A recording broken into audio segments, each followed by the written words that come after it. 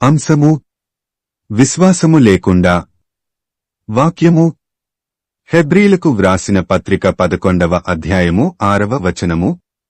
విశ్వాసము లేకుండా దేవునికి ఇష్టుడయుండుట అసాధ్యము. దేవుని యొద్దకు వచ్చువాడు ఆయనయున్నాడనియు తన్ను వెదుకువారికి ఫలము దయచేయు వాడనియు నమ్మవలెను గదా. ప్రభువునందు ప్రియులారా, నేటి వాక్యమును ధ్యానించుకుందాము. విశ్వాసమనే పదమునకు బైబిలు గ్రంథంలో చాలా ప్రాధాన్యత ఉంది. విశ్వాసము డాలుతో పోల్చబడింది. అనగా విశ్వాసమంటే పోరాటమని అర్థం. ఈ లోకములో జీవించేటప్పుడు శరీరాశ, నేత్రాశ, జీవపుడంబము అనే వాటితో పోరాడాల్సి ఉంటుంది.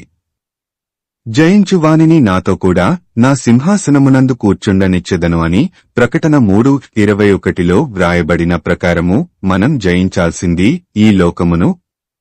ఈ లోకాన్ని జయించాల్సిన ఆయుధం విశ్వాసము.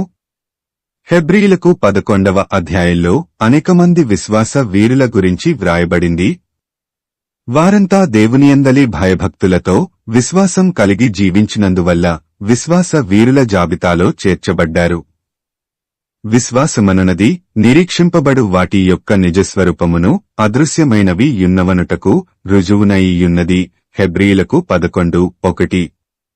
నిరీక్షణ లేని చాలామంది క్రైస్తవులు తాము దేవుడంటే చాలా విశ్వాసం కలిగియున్నామని భ్రమపడుతుంటారు. చర్చికి వెళ్లటం, ప్రార్థన చేసుకోవడం, బైబిలు చదవటం ఇవన్నీ తమ విశ్వాసానికి ప్రమాణాలుగా భావిస్తుంటారు. అన్నీ సక్రమంగా జరిగినంత కాలము అందరూ దేవుని పట్ల విశ్వాసం చూపిస్తూనే ఉంటారు. కాని కష్టాలు, బాధలు, వేదనలలో దేవుణ్ణి విశ్వసించరు. మేము దేవుణ్ణి ఇంతగా ఆరాధిస్తున్నాం కదా, మాకెందుకు ఇన్ని కష్టాలు, బాధలు అని నిష్ఠూరంగా మాట్లాడతారు. అందుకు కారణం దేవుణ్ణి నమ్మితే మాకు కష్టాలు, బాధలు లేకుండా చేస్తాడని, తమ కోరికలన్నీ తీరుస్తాడని ఎంతో నమ్మకంతో ఉండటమే. వారి విశ్వాసంతో సంబంధం లేకుండా దేవుడు వారికి దీవెనలు కుమ్మరించాలని, వాళ్ల గొంతెమ్మ కోరికలన్నీ తీర్చాలని ఎదురుచూస్తుంటారు.